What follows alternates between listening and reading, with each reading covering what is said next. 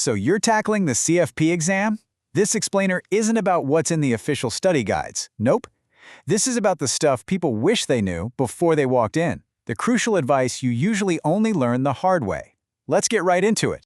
Okay, let's kick things off with something that might sound kind of backward. This quote says it all. This is not an exam about expertise. It's designed to test something else entirely. So what is it then? First up, let's talk about what I call the expertise illusion. This is the trap of believing you need to be a deep specialist on every topic, when the reality is actually quite different. You know, most people who've been in the industry for a while have what you'd call T-shaped knowledge, super deep expertise in one or two areas. But the CFP exam? It's the total opposite. It's broad and shallow. You need to know that earthquake insurance is an excluded peril, sure, but you definitely don't need to know how much it costs in Washington.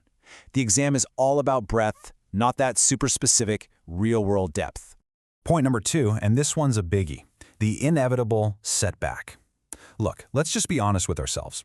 Your perfect study plan, it's probably going to get derailed. It's not a question of if, it's a question of when. The plan always sounds so simple, right? I'll just study for an hour or two every day from February to November. Easy.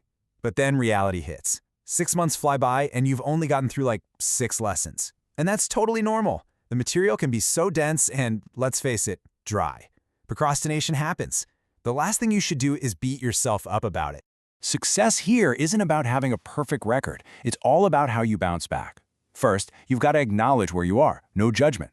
Then, you prioritize. What really matters? What are the high-yield topics? And finally, you adapt your plan. The key here is being flexible. Our third insight is a huge unlock. I'm calling it the horizontal puzzle. See, some topics don't just live in one tidy little section, they're scattered all over the place. And it's on you to connect all the pieces.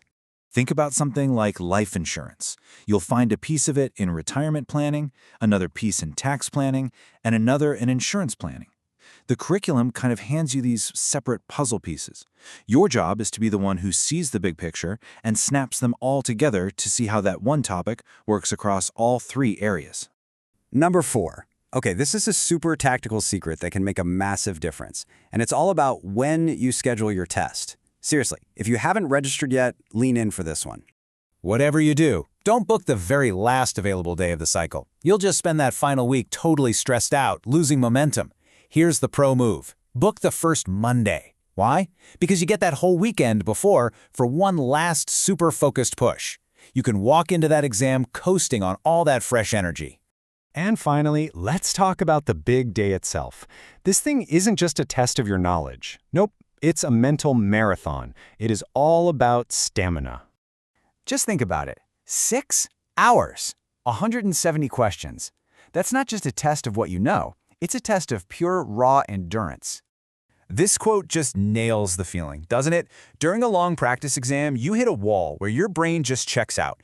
It's not that you don't know the answer. It's that your brain is just too fried to even figure out what the question is asking. That is the real enemy you're up against in hour 5. So you literally have to train for this marathon. You have to build that mental stamina. That means a strict study schedule. It means swapping that late-night doom scrolling for, just reading something. And get outside. A 30-minute walk every day to clear your head. Look, these aren't just nice ideas. They are absolutely non-negotiable if you want to be at your best. All right, you've stuck with me this far, so I've got a bonus for you. A quick lightning round of tips from other people who've made it through. You ready? Okay, here we go. 1. Do not underestimate this exam. It's a beast. 2. Get to know your calculator and your formula sheets like they're your best friends, inside and out. 3. Find study buddies. Seriously, trying to teach a concept is the best way to learn it. And 4, take breaks. Burnout is so real. Taking a day off is not going to make you fail. So as we wrap all this up, I want to leave you with this one question.